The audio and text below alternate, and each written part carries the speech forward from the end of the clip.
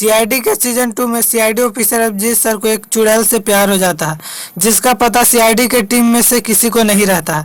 जब CID officer Abhijeet sir CID bureau जाते हैं तो वहां पर दिन भर उस चुड़ैल से बातें करने रहते हैं। पर यह बात को लेकर सीआईडी के टीम में कोई भी गुस्से में नहीं रहता, बल्कि सीआईडी ऑफिसर दया सर एक बार पूछते हैं कि तुम इतनी देर तक किससे बातें करते रहते हो। डॉक्टर तारिका तो यहीं पर है, पर वहाँ पर डॉक्टर अभिजीत जो रहते हैं वह किसी को यह बात की जवाब नहीं देते हैं, वहाँ से चले जाते हैं। सीआईडी ऑफिसर अभिजीत सर जो कि एक बार एसपी प्रद्युमन सर भेजते हैं एक काम के लिए, पर वहाँ पर सीआईडी ऑफिसर अभिजीत सर जाने से मना कर देते हैं। वह छुट्टी मांगने लगते हैं वो अपने घर पे जाने के लिए, जिसके कारण एसपी प्रद्युमन सर बोलते हैं कि अभिजीत को क्या हो गया कि इसे छुट्टी चाहिए, और पूछते हैं कि छुट्टी किस लिए चाहिए, तो वह कुछ बोलता भी नहीं है।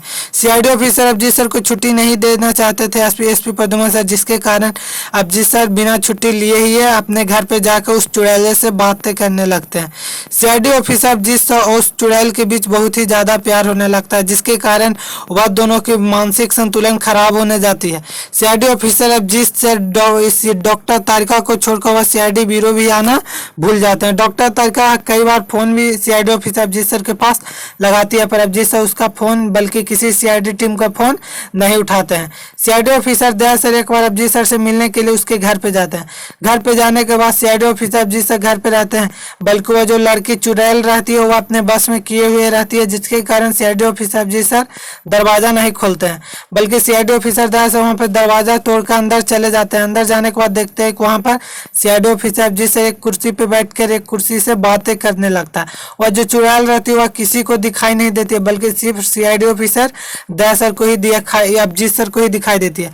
दया सर वहाँ पर सीआईडी ऑफिसर अभिजीत सर को देखकर चले आते हैं। वह सीआईडी ब्यूरो आने के बाद यह बात सारे सीआईडी के टीम को बताते हैं कि मैंने सीआईडी ऑफिसर अभिजीत सर के घर पे गया था और ऐसा ऐसा देखा, जिसके कारण सीआईडी के सारे टीम इस प्रॉब्लम का सोल्यूशन ढूंढने में लग जाती है।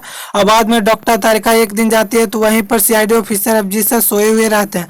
वहां पर देखते हैं कि उनके गले में एक माला पहनाया हुआ रहता है, जो कि बहुत ही खतरनाक माला रहता है। वो जादू टोना वाला माला रहता है, जिसे हटाकर वह बिक देती है।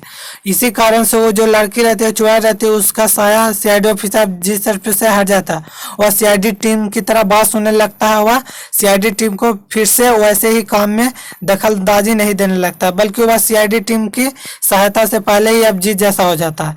फिर वह सीआईडी के सारी टीम उस लड़की जो चुड़ैल रहती है उसका पर्दाफाश करना चाहता थे, पर वो जो लड़की रहती है वह कॉलेज फ्रेंड रहती है, बल्कि बहुत ही खतरनाक लड़की रहती है, जो कि सीआईडी ऑफिसर अभिजीत सर से अपना काम निकलवाना चाहती थी, जिससे करीबन 4 से 5 सालों सुबह जादू टोना करके सीआईडी ऑफिसर अभिजीत सर को अपने बस में करना चाहती थी।